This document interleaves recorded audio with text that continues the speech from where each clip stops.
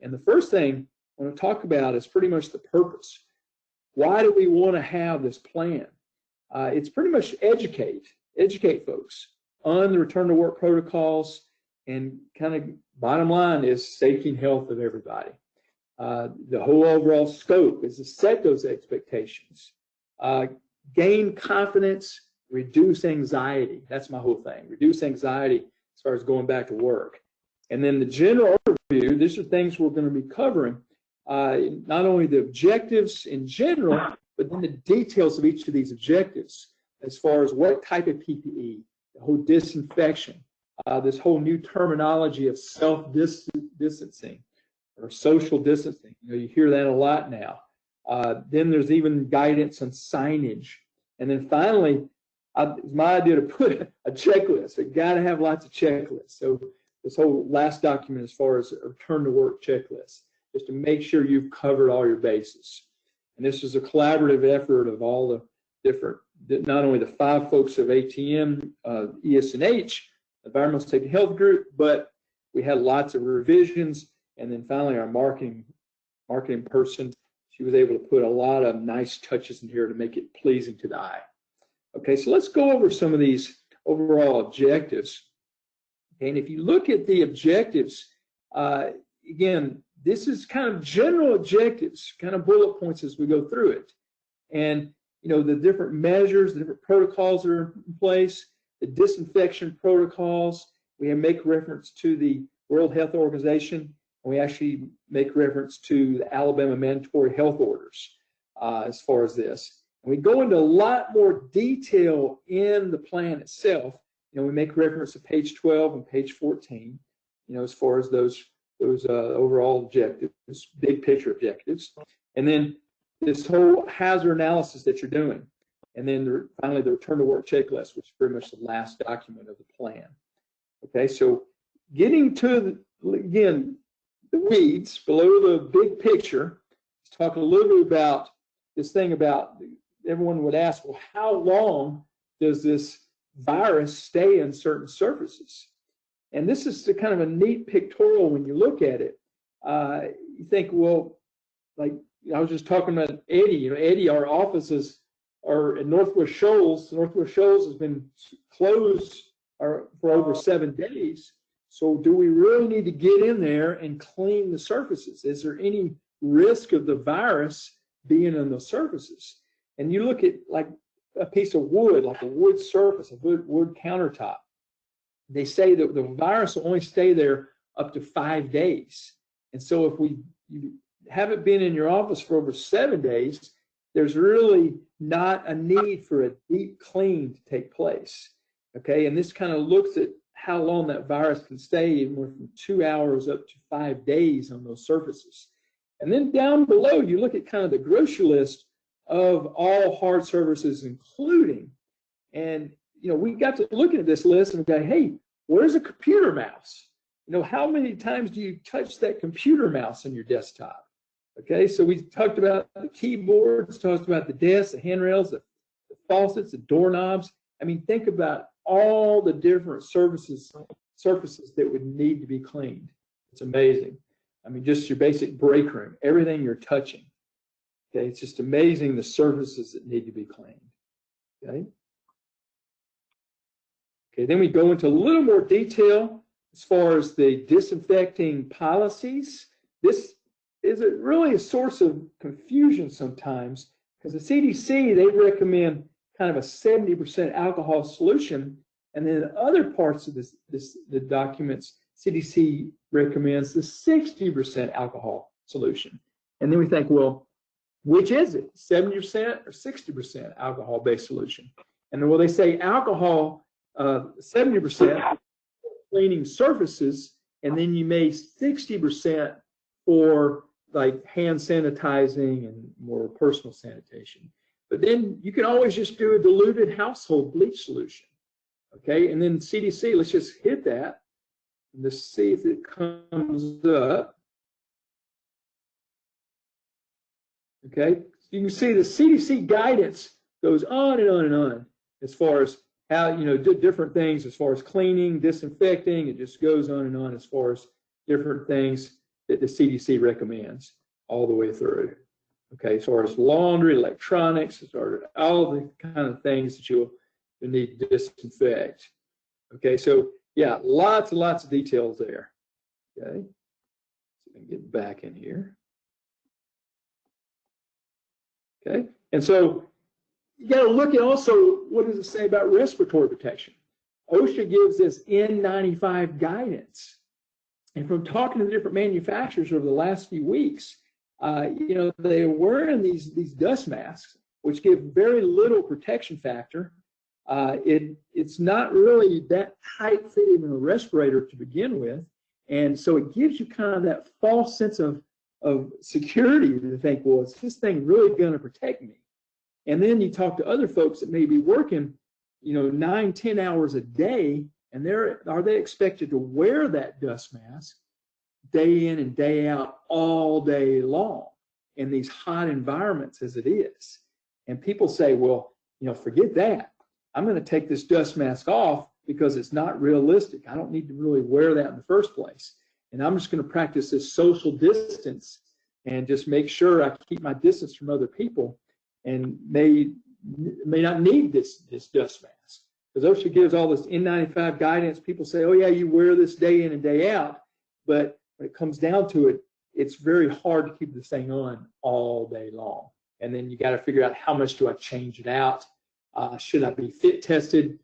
Should I have facial hair? You know, all these variables of wearing this N95 dust mask.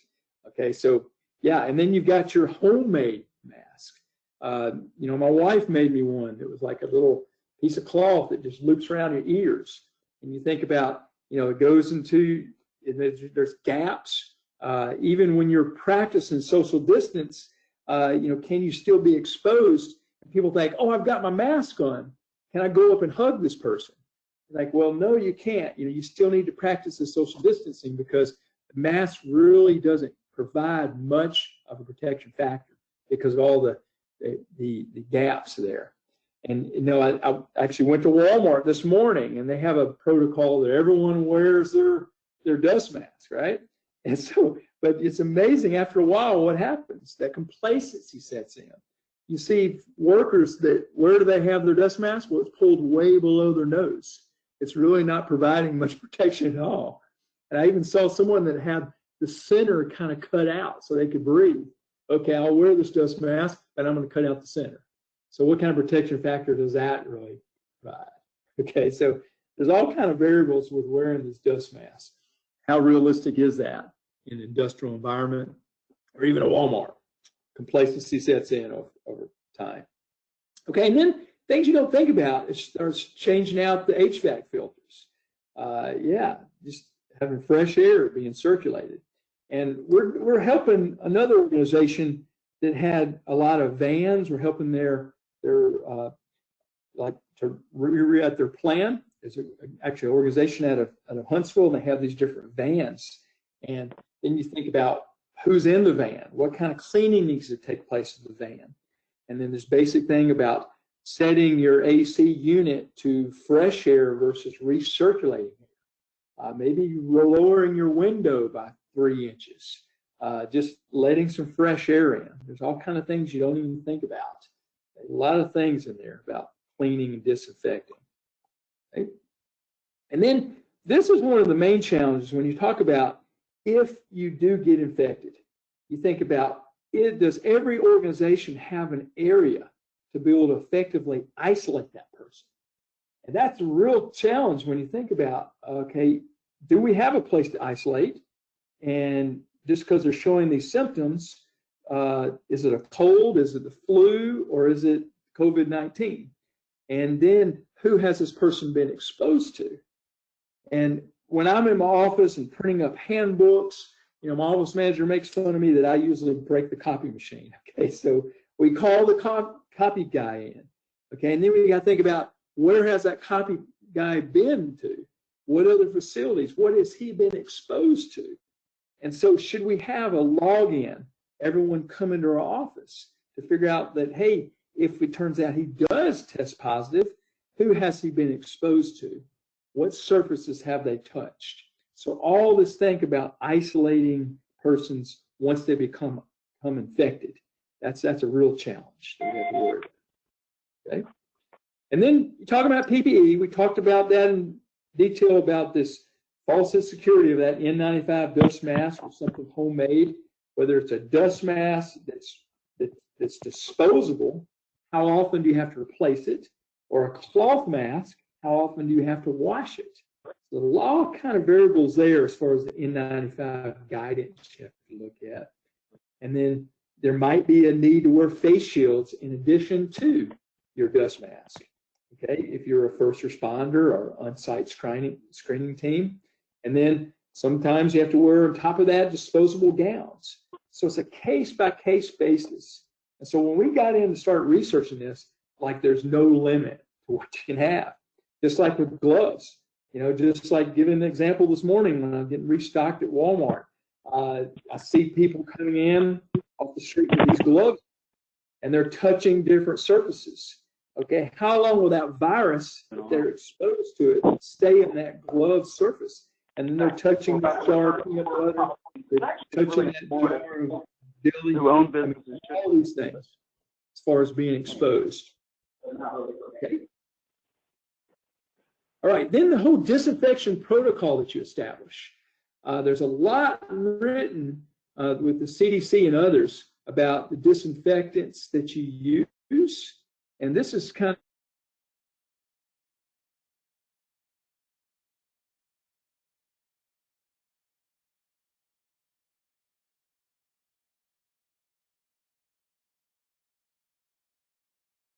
and then what they have. Here's the EPA registration number, here's the active ingredient, and then what kind of virus they'll really affect. So you got to figure out, do I have the right disinfectant or not? Okay, so the EPA website has guidance on that as far as do we have the right protocols? Okay, do we have the right disinfectant? Is it something off the shelf or we need to get something more powerful? So that's something else to consider. Okay, so we included that little guidance in there also. Okay, so then this whole thing about not only the disinfectant, but the frequency. How often are you disinfecting? You got to have it kind of figure out the frequency of disinfecting, who's going to be exposed, just what kind of operations are we having, where are people going to be working, do we need to stagger our shifts? There's all kind of disinfection protocol in there. It's case by case. Okay. We tried to include this little guidance document as far as decontamination frequency and accountability chart to kind of figure out, okay, here's your designated responsible party, here's the area to be cleaned, and here's the agent. We got to make sure and pick the right agent and sign off when you clean. And then here's the frequency of how often we do need to clean based on the guidance. So we kind of included that. And then the whole emergency procedures that we talked about further on page 20, if you have somebody that's infected, okay, what do you do then? Talk about that too. Okay, and here's the new terminology, this social distancing or self-distancing. Yeah, that's really the best thing we see. People think, oh yeah, I'll just put that dust mask on and I can work shoulder to shoulder with folks. But yeah, you really can't. This whole self-distancing, this whole 6 feet protocol, arms length apart. You know, if you hold your arms out, that's about 3 feet, and then another 3 feet. Okay, that's kind of that 6 foot protocol. What are we doing as far as social distancing? And then you got to think about our workstations. Do we need to change out our workstations? Do we need to put up the plexiglass barriers? What kind of engineering controls must be considered prior to work? Okay, so there's a lot of things that have to take place. I was talking to a guy from a steel mill, and some of the things that they've had to put not only in their offices, but you think about out on the floor. There's a lot of things that have to be done as far as not only cleaning initially, but what kind of barriers need to be put up. Okay, just more on social distancing. Actually, we go 4 pages just on this self-distancing because there's a lot of information on that. You know, you got to look at workstations. We work with a lot of these automotive suppliers. They may have, your desks that are facing each other. So is there a change that needs to take place? Think in terms of your break room or your cafeteria. Do you need to have certain disposable plates and have things that are throwaway? Just look at all these things of self-distancing, as far as how you may change the way you go to work. Okay, so here's last page on self-distancing. This whole thing about shift changes, restrooms, you have a lunch area, all this thing about how many people are let in at once. Okay, things to consider. Okay, and then kind of finally, you get into the monitor and detection. Okay, the whole thing about this COVID-19, there's the incubation period you got to worry about. This thing about, yes, I'm infected, but I'm not showing any symptoms. So you got to think about how long is this incubation period? They say 14 days. So yeah, should you be tested or not? Because things could change overnight. And then you got to think about your screening you're doing at home, and then the screening that should take place at work. And yeah, can you really trust folks to do the self-screening at home? Or should you be doing screening at work? And you got to think about, do we need to have someone at the door to check everyone's temperature? Do you need to look at any symptoms they may have? And if they have these symptoms of having a cough, shortness of breath, difficulty breathing, unusual fatigue, or that temperature, then you got to think about if you have that fever, if you're sent home, and then first of all, we talked about how you isolate this person until they can go home.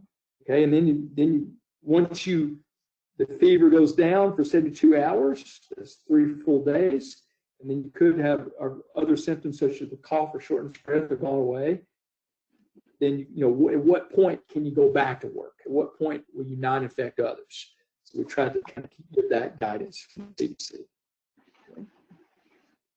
And then observations that you may see of other folks. How are you holding everyone accountable? This whole thing about monitoring everybody. The screening. How long is that going to take away from production to screen people before they come in? And then one webinar took place they said, well, are these people on the clock or not as they're being screened before they come in? Most people are on the clock. Okay, so yeah, when does that complacency set in? Does everyone have that can-do attitude? Initially, everyone's on board, but after a while, complacency can set in. Okay, and there's more CDC employer guidance links to all of those. Okay, right. So here's the one that really scares me a little bit. When you talk about suspected infection, if you have somebody in your workplace that's suspected of having COVID-19, how do you effectively isolate that person? Okay, does everyone have a place to isolate that person? And then who have they come in close contact with? And this whole, again, second nature of shaking hands. You have to come up with new ways of greeting, don't we? Okay, be it the elbow touch or the Japanese bow, or just waving. This whole thing about the urgency you have to go shake someone's hand. This whole close contact you might have had with someone that's infected. This whole thing about isolating this person, and then do we call somebody to take them? Do we take them in our vehicle? Deep cleaning that has to take place of our vehicle if we take them into a doctor or hospital. All this has the whole thing about suspected infection. That needs to be case by case, company by company. And this is just guidance on that.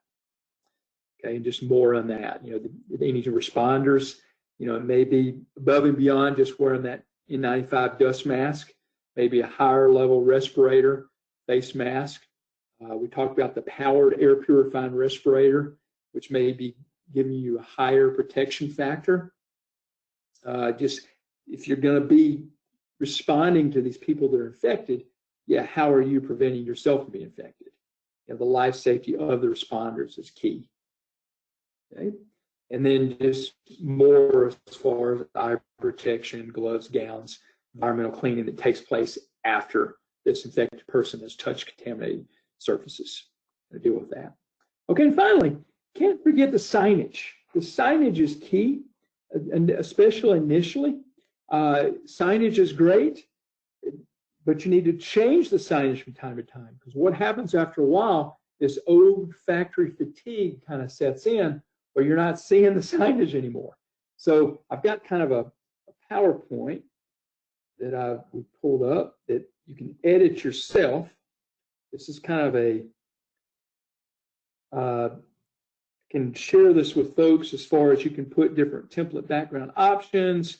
There's different icons you can put on your own signage. Say you wanted to put this bathroom is regularly disinfected and put your little company logo down here. There's all kinds of guidance on signage, which is important, especially initially, to have the signage and how you're communicating effectively. You may initially have signage to communicate to your employees, but then from there, any face-to-face communication, how are you communicating, getting the same message, but communicating it in many different ways? So this just shows some of the examples out there of signage we've seen. Hand washing instructions, the 20-second rule, social distancing tips as far as putting that signage up. A lot of things on signage, personal hygiene tips, just all the way through. But like we said, after a while, people aren't seeing the signs anymore. So you need to change the communication method. These are good signs as far as we can share with you. Okay.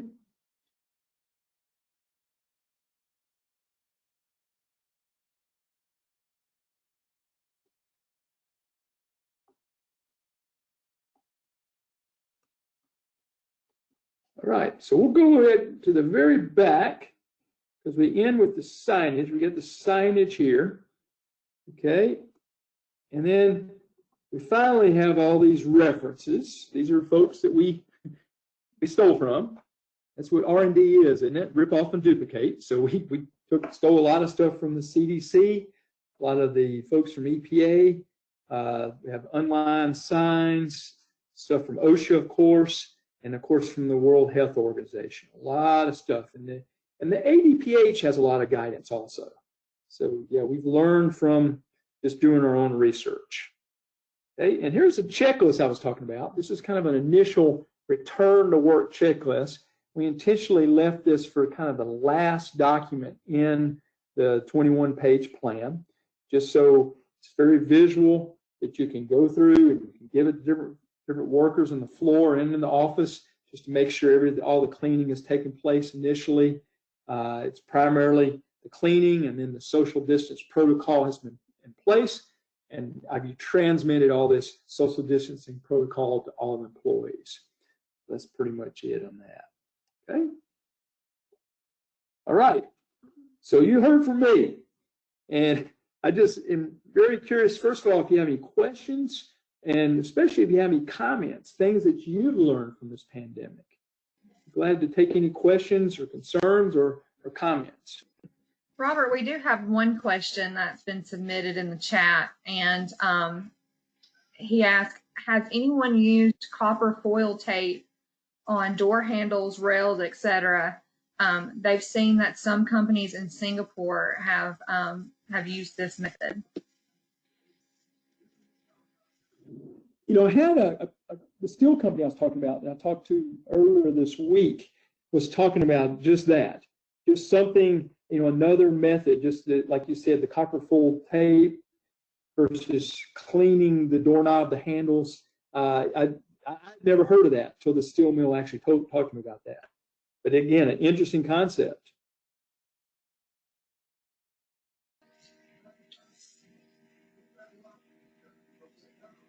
Robert, are you okay if we open the floor? I know we've got some other questions here. You said you wanted to hear from those here in the chat room. Oh yeah, I'm curious to see other challenges. failures and successes in safety. I mean, during this whole COVID-19 pandemic. I mean, if you all could give me some examples of things you've learned. I mean, it's amazing the discussions I've already had with colleagues and industries I work with.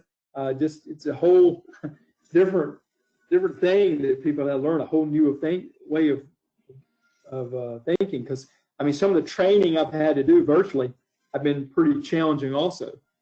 I mean, I've had to do hazard recognition workshops virtually, which has been a challenge. So a lot of things. Yeah, open it up. That's a great idea. Robert, Mr. Rich Hendrick was the gentleman who submitted the question about the copper foil from Sanmina. And he says that the research that they've done shows that the virus only survives 4 hours on copper. Is that what you're also hearing? Yeah, that makes sense.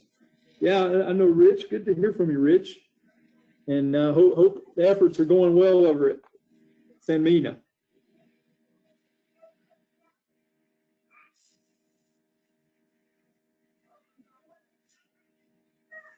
Well, y'all will open the floor. Rich said thanks, by the way, Robert.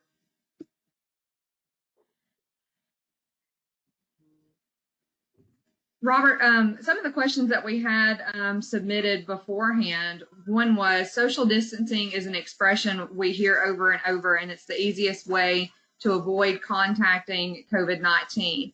At a manufacturing facility, an office, or a college campus, how do we conduct operations while keeping social distancing guidelines? Do you have any thoughts on that? Yeah, that is a good question, because it's a challenge since every facility is different, and then some plant operations, like we mentioned, people are working shoulder to shoulder, and there may be some changes actually in the layout of the facility that have to take place. Like I'm just thinking of, Rich, I'll pick on you that what do we call that big area of all those little all those cubicles, the cubicle city that we called it over there in Sanmina. I mean, it freaked me out. I mean, is that enough protection, having those little cubicles?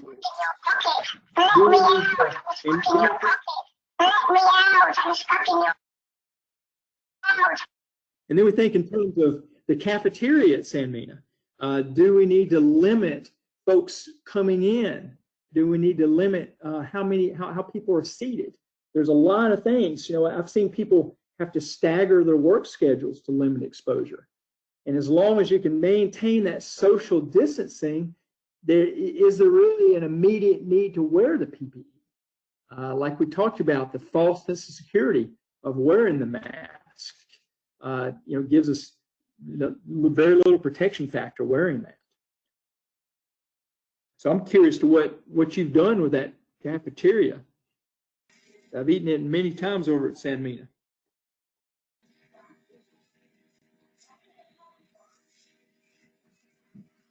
Robert, Gina Mashburn asked, she was wanting to purchase hand sanitizer and sanitizing wipes for their employees when they return.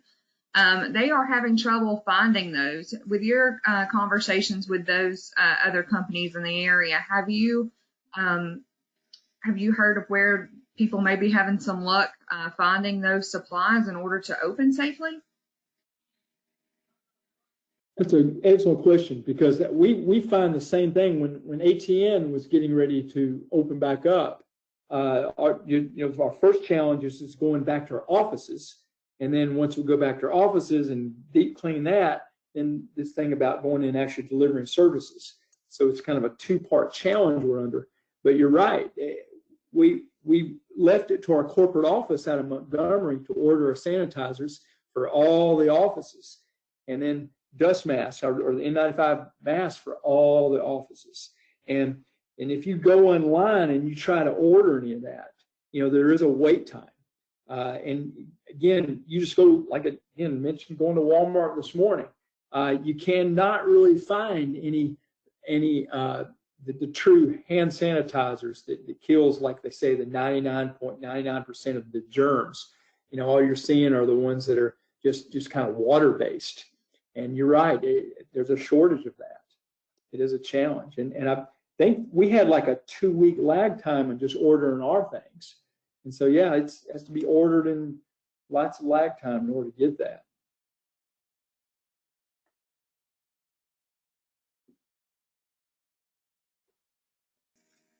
Robert, Mr. Victor Johnson also made a comment that the CDC has added 6 more symptoms to ask about during the interviews as you're having employers come on site. 1 being chills, 2 repeated shaking with chills, muscle pain, headache, sore throat, and now we're even hearing loss of taste and smell. Have you heard anything on those? Yes, we had a conference call yesterday with my ATN folks, and we were actually talking about adding to this document, this plan to go back to work, because you're right, there's different symptoms have been discovered. This is a living document. Things are going to change over time as more research is out there. I think this is a good leadway into one of the other questions that we had submitted earlier before the call, and that was, what are you seeing employers doing when a facility comes in contact with an infected employee? What are the next steps that are necessary? I know you said trying to quarantine them and get them to quarantine, but you mentioned that sometimes that's also difficult, just trying to deal with making sure that there's minimum exposure during that time, and then also trying to figure out who those employees have had direct contact with. What are your experiences working with companies in that regard? Yes, I did talk to an automotive supplier, let's see, it was 2 weeks ago now, and they did have someone that ended up being infected and then tested positive. And they said, well, how long had they been working here with this virus in the incubation period, and who were they infected? Who had they infected? And they made the decision to literally close down the plant, which again, economically, that's not good, but they made that decision for the safety and health of everybody. They closed down the plant for 3 full days, and they just deep cleaned everything. They said, everyone just stayed home for the next 3 days. We're going to disinfect everything, because there was no way of knowing where this person had been, who they had infected, what surfaces they touched, because again, they could have had the virus and didn't show symptoms initially, and then at that time they're infecting everyone. So sometimes there needs to be a business decision. Do we just tell everyone to go home and deep clean it, bring in professional services? There's all kinds of things need to be considered when you got that. That to me was my biggest challenge when we were putting this together. What if somebody in your facility becomes infected? How do you isolate that person? Where are you going to put them? And then how do you go through the tracking of figuring out who they infected in the process?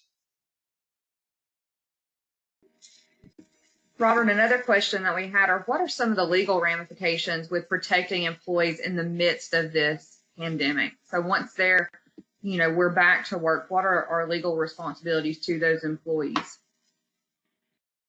Yeah, I had someone ask me this yesterday, actually, as far as if they come down with a virus, is this an OSHA recordable? And you think, well, is this work-related? Well, may or may not be work-related. Usually, it would not be an OSHA recordable, because they could have. You can't really pin down where they might have gotten infected, if it's work-related or not. But yeah, this whole legal ramifications keeps people scared. Just like anything, there's always going to be the legal ramifications. But meanwhile, we need to get back to work. We need to get our economy going again. And yeah, it's almost like, how do you get employees keeping this can-do attitude? How do you keep employees' knowledge fresh, get the complacency out of there? How do you just get everyone looking out for each other? Sometimes the legal ramifications can paralyze people.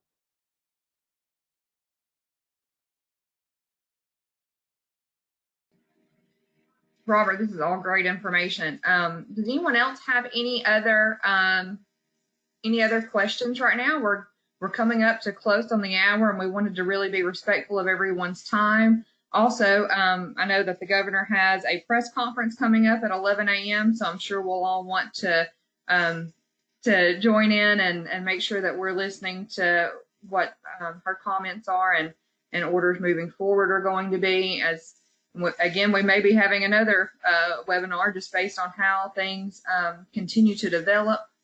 Like I said earlier, this is all very unprecedented, so, and we all know that, so we're just all trying to be as flexible as possible. Robert, did you have anything else that you wanted to say? We haven't had any other questions submitted now. I want to thank you so much for coming on here and giving us some good information. We've had lots of business and industry who have joined us, and I know that they've found this very helpful as well. Is there anything else, any final thoughts that you have before we log off? Yeah, I encourage folks to use this plan. And if you need any other guidance, we can help customize your own plan for getting back to work. If there's any other services that you need from ATN, please contact me. I've left my cell number and my email address. If I don't have the answer, I'll try my best to get the answer to you. I've learned a lot with this whole virtual thing. We do a lot of collaborating with my other ATN practitioners if people have questions that I don't know the answer to. And yeah, just I wish everyone best of luck as we start the economy again. And yeah, just best of luck with the challenges you may face. And let me know if I can be of any service at all. Thank you so much again, Robert. And thank you all for joining us today. We're here, as you all know, if you don't have our contact information, it's over at NorthAlabamaWorks.com. Emails and our cell phones are there. Feel free to give us a call anytime, and we're here to help as we move forward through this process. Let us know if you have any other suggestions as to things that we can do to help you out right now as well. We'll be happy to try and facilitate those questions, or try and get you the answers that you need. Or if it's something like this where we have a lot of questions about, a very broad topic, then we can try and pull in another industry expert who can help us with that. So thank you again, and everyone stay safe, please. And the best of luck as we move forward through this pandemic and get back to work. Thanks so much, everyone. Y'all have a great day.